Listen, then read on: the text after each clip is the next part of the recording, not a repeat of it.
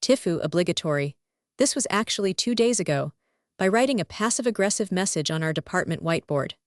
Backstory: for the last 4 months, I, 40F, have been doing little doodles on the department whiteboard to add a little whimsy and color to our area once a week.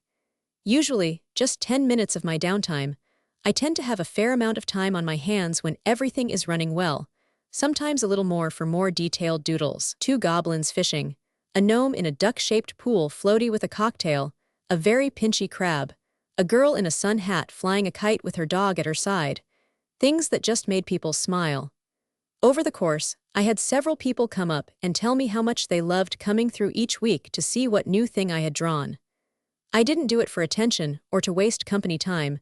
I just needed a micro-expression of my creative side, which brings me to this past Monday.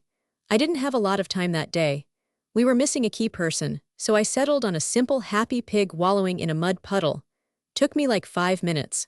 The person we were missing was the only one on our shift who was trained for a certain job, which piled up in his absence. 3rd shift rolls around, and of course, the job we couldn't do on our shift fell to them. Upset by the amount of work left to them, the supervisor sees my little doodle and decides it is somehow to blame. In an email to the department head, he said something along the lines of, "They got time to draw, but not do ABC, blah blah blah." And thus the decree came down that no more doodles would be permitted on that whiteboard. I was pissed, mostly because the clueless knob essentially accused me of doing my doodles instead of doing work. I take great pride in my work ethic and made very deliberate decisions about when, what, and how long I doodled to avoid it being seen as a problem. Once a week, only in my downtime and obviously safe for work imagery.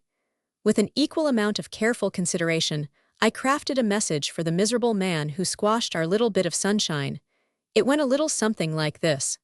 The moldy, wet blanket that blames my little doodle for their problems can go suck lemons.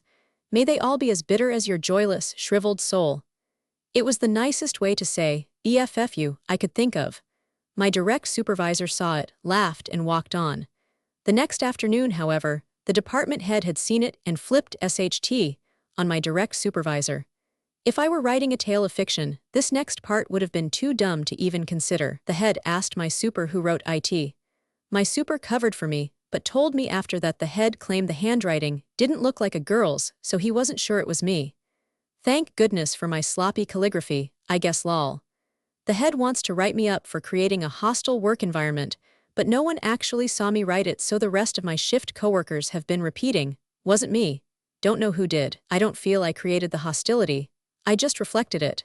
At this point, though, I have kicked the hornet's nest, and it seems they are more confused than anything, so I am content to leave it lie for the time being. DR supervisor of different shift blamed my doodle for the amount of work he had and got my weekly doodles shut down.